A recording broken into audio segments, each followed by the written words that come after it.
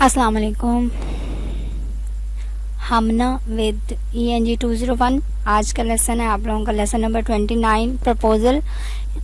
ये जो लेसन चल रहे थे 3-4, इनमें इतनी कोई ख़ास बात नहीं थी और मुझे नहीं लगता कि आपके क्वेश्चंस इसमें से इतने ज़्यादा आए, लेकिन फिर भी बुक का हिस्सा था, इसको कवर करना लाजमी है। प्रपोज़ल वही आपकी जो एम्पिरिकल रिसर्च रिपोर्ट थी और पीछे जो रिपोर्ट्स 3-4 पढ़ी हैं उन्हीं में से एक जो है प्रपोज़ल है। इसमें आप लोगों को याद होगा पहली असाइनमेंट भी कुछ इसी प्रपोज़ल के टॉपिक से आई थी। स्टार्ट करते हैं प्रपोज़ल। डेफिनेशन देख लें। A proposal is a special type of analytical report। ये analytical report की टाइप है और designed to get products, plans और projects accepted by outside business or government clients। जब आप लोगों ने कोई रिपोर्ट तैयार करनी है और उसको किसी प्रोडक्ट के ऊपर आपने बहस करनी हो या प्लान करना हो कुछ, या कोई प्रोजेक्ट बनाना हो जो किसी आउटसाइडर के लिए इस तैयार की होगी आपने, ठीक है। जैसे हम लोगों ने मेमोज और लेटर में वो किया था कंसेप्ट क्लियर कि हमारे जो लेटर्स होते हैं वो इनसाइड नहीं, लेटर्स आउटसाइड दी आपकी होते हैं बिजनेस, जो आपने बाहर किसी क्लाइंट को भेजना होता है या किसी और से बात करनी होती है। और मेमोज जो होते हैं वो इनसाइड आपने किसी अपने वर्कर से बात करनी हो, मैनेजर से बात करनी हो, उसको जो चीज़ आपने लिख के भेज दी है उसको मेमो कहते हैं। तो यहाँ पे भी प्रपोजल का वही कंसेप्ट है। अच्छा जी, the variety of proposal writing situations, बहुत सी सिचुएशंस होती हैं प्रपोजल राइट करने की। Your reader may be employed in your organization or they may be employed in other organization। जो रीडर्स आपने राइटिंग लिखनी है प्रपोजल्स, उनमें आपका जो रीडर है वो आपकी कंपनी में एम्प्लॉयड भी हो सकते हैं जिसने आपके प्रपोजल को रीड करना है, और वो आपकी कंपनी का एम्प्लॉयड नहीं भी हो सकता। Your reader may have asked you to submit a proposal or you may submit it to them on your own initiative। आप अपनी मर्जी से भी अपना प्रपोजल सबमिट करवा सकते हैं, या आपको कोई फोर्स करे, कोई रीडर या कोई इंसान आपको कह दे कि आपने प्रपोजल जो है सबमिट करवाना है। अब यहाँ पे आपके जो टीचर थे मिस साइमा, जिन्होंने आपको एक असाइनमेंट दी, वो आपको उन्होंने प्रपोजल सबमिट करवाने का कहा है कि आप प्रपोजल सबमिट करवाएं। Your proposal may be in competition against others और it may be considered on its on merits alone. आपका जो प्रपोजल है वो किसी और के कंपटीशन में भी रखी जा सकती है, या आप किसी और के कंपटीशन में भी प्रपोजल को लिख सकते हैं, या आपकी जो प्रपोजल है या आप जो बात करना चाह रहे हैं वो अपनी जो उसकी हैसियत है वो बहुत ज़्यादा मानी रखती है, वो अलोन ही बहुत ज़्यादा मानी रखने वाली भी हो सकती है।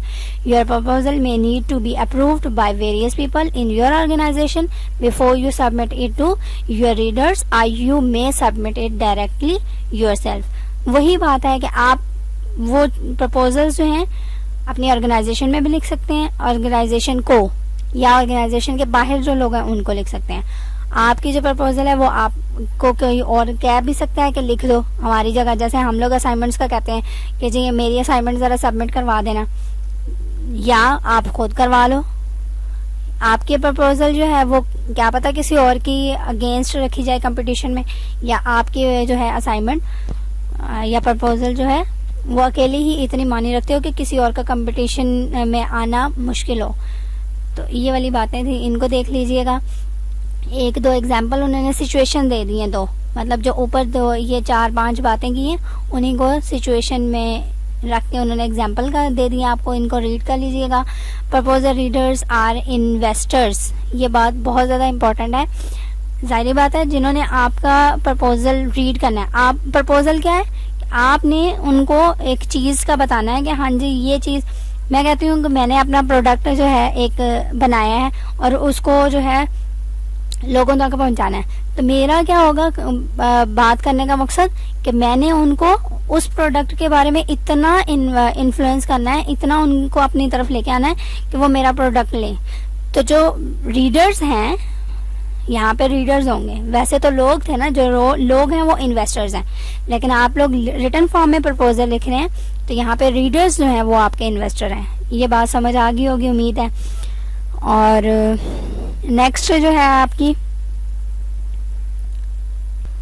ये जो इन्होंने लिखा हुआ वो यही कह रहे हैं कि जो प्रपोजल है, एक हेलन नामी जो शख्स है वो लिख रहा है, and they 3 writers from the TV station illustrate some of the difference between different proposal writing situation।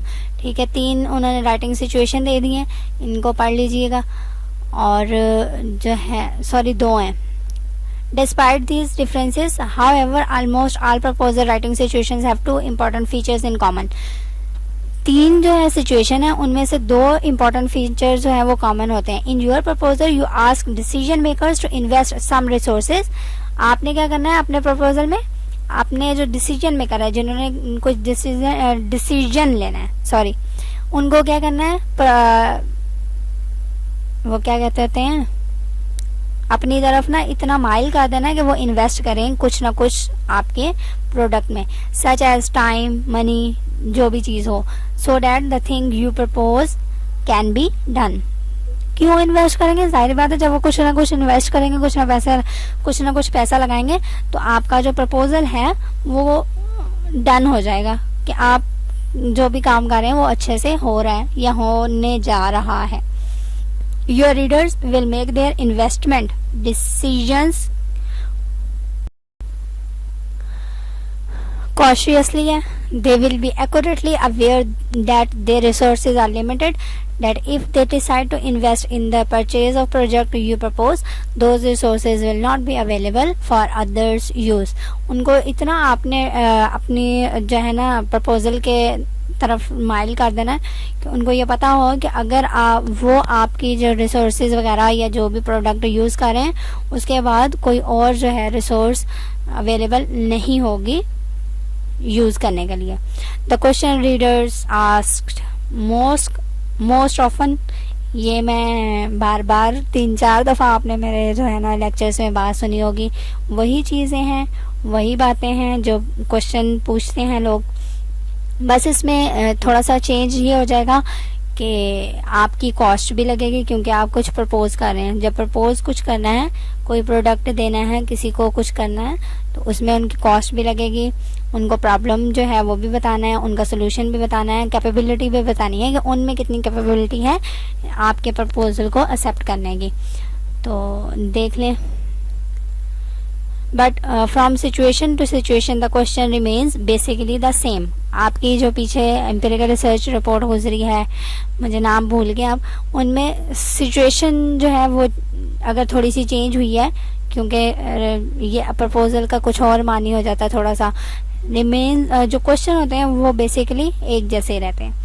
Problem, जाहिर बात है, आप प्रपोजल दे रहे हैं तो उनको बताना है कि जो हम बात कर रहे हैं वो ठीक है, जो काम आप कर रहे हैं वो आपको प्रॉब्लम दे रहा है या उसमें कुछ गलती है, कुछ डिफेक्ट है, आप वो यूज़ ना करो, हमारे वाला प्रोडक्ट यूज़ करो। देख लो इन्होंने क्या लिखा हुआ, your readers will want to know why you are making the proposal and why they should be interested in it.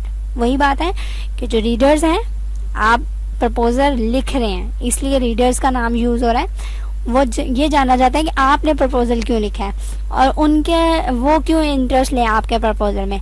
What problems, needs और goals does your proposal address. आपके प्रपोजल में ऐसी क्या बात लिखी हुई है, क्या ऐसी प्रॉब्लम लिखी हुई है या क्या ऐसा गोल है जिसको आप डिस्कस कर रहे हो और उनके लिए अच्छा है। सोल्यूशन, जारी बात है, कोई आप प्रॉब्लम बता रहे हैं तो उनका सोल्यूशन भी देना है आपने। तो your readers exactly want to know what you propose to do and how it relates to the problem you describe। आपकी जो है प्रपोज जो भी कर रहे हैं, अब शैम्पू प्रोडक्ट है, आपने किसी के सामने रखा है, उनको प्रपोज कर रहे हैं कि आपने ये वाला शैम्पू यूज़ करना है, तो आप क्या करेंगे, जो शैम्पू वो यूज़ कर रहे हैं उसकी इतनी बुराइयां करनी है आपने कि जी बस वो कहेंगे नहीं, जो हम काम कर रहे थे वो गलत है और जो आप प्रोडक्ट दे रहे हैं, जो आपने शैम्पू बनाया वो उस जैसा तो कोई और है ही नहीं। आप शायद समझ आ जाए। एड्स जो दी जाती हैं टीवी में, ड्रामास के, दरमियान में, उनमें भी यही होती है ना कि बाकी कुछ नहीं है, जो हेड एंड शोल्डर है ना आपका वो तो बेस्ट है बस। ऐसे ही वो जो फेयर एंड लवली क्रीम है, इससे ज़्यादा अच्छी तो कुछ और ही नहीं हो ही नहीं सकता ना। ये रंग जो है एक रात में गोरा कर देगा, ये हो जाएगा। वो क्या है, वो एक प्रपोजल है कि आप जो है उनका प्रोडक्ट लें, कोई और ना लें। ठीक है, शायद अब चीज़ क्लियर होगी हो। How do you propose to do these things, वही बात है कि सोल्यूशन में आपने क्या बताना है कि आप जो प्रपोजल दे रहे हैं उनको वो कैसे वो यूज़ करेंगे। कॉस्ट, सारी बात है, सबसे अहम बात, अगर किसी ने कोई चीज़ आपकी लेनी है, आपका प्रोडक्ट लेना है, तो आपकी कॉस्ट इतनी होनी चाहिए कि उनका जो प्रोडक्ट आ रहा है उससे कम हो। अगर तो ज़्यादा होगी तो पहली दफ़ा आपका प्रोडक्ट लेने में लोग भी घबराएंगे कि पता नहीं कैसा होगा, लेकिन जब प्रोडक्ट थोड़ा सा कॉस्ट थोड़ी सी कम होगी तो वो कहेंगे अच्छा कम ही है, खैर कोई बात नहीं, ले लेते हैं। कैपेबिलिटी, इफ़ योर रीडर्स पे और authorize you to perform this work, how do they know they can depend on you to deliver what you expressed. ठीक है ना, वही बात है, कैपेबिलिटी उनके अंदर होनी चाहिए कि वो आपकी बात समझ सकें, आप उनकी जेब में इतना पैसा हो कि आपकी बात जो है मान सकें। अब ये रीडर्स के लिहाज से आप लोग उसको मेंशन कर लेना या समझ लेना, मैंने आपको एक ओवरऑल चीज़ समझाई है। अच्छा जी, in briefest proposals however you will probably need to treat the following 4 topics। आपने अगर एक वो जो सुपर स्ट्रक्चर हम लोग कहते थे उसमें अगर आपने एक प्रपोजल लिखना है तो इंट्रोडक्शन होना चाहिए, प्रॉब्लम होनी चाहिए, सोल्यूशन होना चाहिए और कॉस्ट होनी चाहिए। ठीक है, ये टेबल देख लीजिएगा, वही जो इतना ऊपर बातें की है वो इन टेबल में दे दी है। आपको मैंने पहले कहा था कि हम लोग जो है एक टेबल फॉर्म में जो चीज़ होती है उसको जल्दी पढ़ना चाहते हैं या जल्दी पढ़ लेते हैं क्योंकि छोटा सा लगता है, लेकिन अगर रिटर्न फॉर्म में हो तो वो मैसी सा लगता है और हमसे नहीं पढ़ा जाता है क्योंकि हम लोग जो हैं बहुत ज़्यादा बिजी बंदे हैं, इतनी बड़ी जो चीज़ें हैं वो नहीं पढ़ी जा सकती। ठीक है, इनको रीड कर लीजिएगा, वही चीज़ें हैं जो इस टेबल में लिखी हैं, उन्होंने 1-2 पैराग्राफ में एक्सप्लेन कर दिया। नेक्स्ट है consider how readers approach long proposals. अब लॉन्ग प्रपोजल भी होते हैं, अब वो कैसे कंसीडर करते हैं, वो क्या होता है वो देख लें। Each volume of your proposal is evaluated by a different set of experts specializing in their own domain। अब आपने जो प्रपोजल लिखा है वही शैम्पू वाली बात, आपने एक प्रोडक्ट बनाया है शैम्पू, अब क्या पता कुछ एक्सपर्ट्स ऐसे हों जो आपके ही शैम्पू को बनाया हुआ, वो जो हम लोगों ने पीछे इंस्ट्रक्शंस पढ़ी होती हैं कि इसमें ये चीज़ें इस्तेमाल हुई हैं, तो क्या पता कुछ ऐसे एक्सपर्ट्स हों जो आपकी उसी इंस्ट्रक्शन को फॉलो करके देख लें कि हाँ जी आपने कितना अच्छा प्रोडक्ट बनाया है या कितनी अच्छी चीज़ें इस्तेमाल की हैं। ठीक है, तो वही चीज़ यहाँ पर भी होती है कि एक्सपर्ट्स जो हैं जो आपने प्रपोजल दिया है, क्या पता आपके वो प्रपोजल को एक ओवरऑल व्यू देने के लिए उसको एक्सेप्ट करने से पहले उस पर फॉलो करें कि कितना उनको फ़ायदा हो रहा है, तो उसके बाद वो एक्सेप्ट करेंगे। Even when readers do not read your proposal straight through, the account given above of the relationships among the parts can help you। ठीक है, वही बात है कि आप अगर एक प्रपोजल को लोग हैं नहीं टाइम मिलता तो इतना अच्छा होना चाहिए कि अगर वो 3-4 लाइनें पढ़ते हैं तो उनको चीज़ समझ आ जाए। Various lengths of proposal, her proposal की अलहदा लेंथ होगी, जैसे हम लोग लेटर वगैरह में, और मैंने वैसे कहा था कि आपकी अगर बात बहुत ज़्यादा लंबी है या आप इतना ज़्यादा चीज़ को एक्सप्लेन करना चाहते हो तो आपकी मर्ज़ी है, आप यूज़ कर सकते हो लेंथी वर्जन, लेकिन अगर बात ही इतनी सिंपल सी है तो आप उसको लेंथ ही करोगे तो आपका अपना ही नुकसान है। The preceding discussion mentions proposals that are several volumes long। Such proposals can run into hundreds or even thousands of pages। अगर तो आपकी जो प्रपोजल है वो उसकी वॉल्यूम लॉन्ग है तो आपकी जो पेजेस प्रपोजल के होंगे वो 100 से लेकर 1000 तक जा सकते हैं। On the other hand some proposals are less than a page. कभी कभी ऐसा भी होता है कि आपका प्रपोजल जो है वो 1 पेज से भी कम होता है। तो ये आपकी बात पर डिपेंड करता है कि आप किस टॉपिक पर बात कर रहे हैं और करना चाह रहे हैं। Super structure of proposals, super structure of proposal से ऊपर मैंने ये जो है लाइंस कट कर दी थी, इनका कोई ऐसा काम नहीं है। उन्होंने जो है एक प्रपोजल की 2 टाइप्स वैसे लिखी हैं, आप इनको रीड कर लीजिएगा अगर करना हुआ। अच्छा जी, सुपर स्ट्रक्चर ऑफ प्रपोजल क्या है? In the remaining of the lecture, आपने जो अगला लेक्चर है वो यही है कि सुपर स्ट्रक्चर जो है प्रपोजल का डिफाइन किया हुआ, उनको एक्सप्लेन किया हुआ है। We will describe in detail each of the 10 topics that form the conventional superstructure for proposal.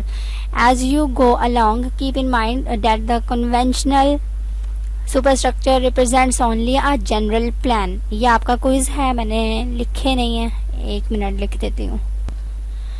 हाँ जी, मैंने लिख दिया। वो कह रहे हैं कि जो आपका जनरल सुपर स्ट्रक्चर हम लोग देते हैं वो एक जनरल प्लान है, आप उसमें से कुछ चीज़ें स्किप भी कर सकते हैं, और अगर स्किप नहीं करना तो उनको एक साथ इकट्ठा कवर कर सकते हैं। इंट्रोडक्शन हो गया जैसे, और उसके साथ जो है आप टॉपिक नेम ऐड कर सकते हैं, ये आपकी अपनी मर्जी है। नेक्स्ट है, वो कह रहे हैं In addition, as you plan and write your proposal, remember that the 10 topic identify the kinds of information you need to provide. जो 10 टॉपिक्स आपको दिए जा रहे हैं वो क्या होते हैं? सिर्फ एक इंफॉर्मेशन की काइंड प्रोवाइड करते हैं आप लोगों को, not necessarily the titles of sessions you will include. ये नहीं होता कि आपने जितने सेशंस यूज़ किए हैं वो सारे वो लोग पढ़ेंगे, बस आप एक नेसेसरी इन्फॉर्मेशन, वो हम लोग कहते थे 9-10 में जितनी हेडिंग्स देंगे, क्या पता एग्जामिनर जो है दरमियान से ना पढ़े और हेडिंग पढ़ के हमें नंबर दे दे कि हाँ जी इसको डेफिनेशन आती है, इसको ऐसा यूनिट आता है, फिजिक्स की बात कर रही हूँ, इसको जो है डेरिवेशन आती है, इसने एक एग्जांपल भी दे दिया, लें जी इसके हेडिंग्स है तो इसने अंदर सारा कुछ ठीक लिखा हो, चाहे उसने अंदर गाने लिखे हों, ठीक है ना। तो ये वही बात कर रहे हैं। नेक्स्ट है, फॉर एग्जांपल वो कह रहे हैं writers often combine their announcements of their proposal, their decision of problems and their explanation of the objects under a single heading which might be introduction, problem, need. ठीक है, वो तीनों चीजें एक ही टॉप में हेडिंग में लिख सकते हैं और लिखते भी हैं। Also remember that the conventional superstructure may be used with any of the 3 common formats.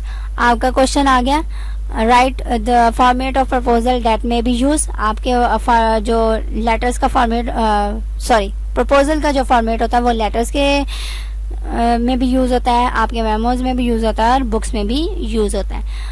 While writing your proposal, you should have sufficient information about the particular format you are going to see. जाहिर बात है, सबसे important बात आपकी, मैंने quiz नहीं लिखा, important बात क्या है कि आप जिस बारे में बात करने जा रहे हो वो इतनी बात करो आप कि उसमें आप एक्सप्लेन चीज़ें कर सको। मैं कहती हूँ कि मैं जो हूँ आपको लेक्चर जो दे रही हूँ, अब अगर मुझे इस लेक्चर में चीज़ें पता ही ना हो तो मेरा लेक्चर देना या कवर करना इम्पॉसिबल है। ठीक है, मुझे चीज़ें पता हैं, मैं कवर कर सकती हूँ, तभी मैं लेक्चर बना रही हूँ। अगर मुझे चीज़ें ना पता होता तो कभी भी मैं ये लेक्चर्स ना बनाती।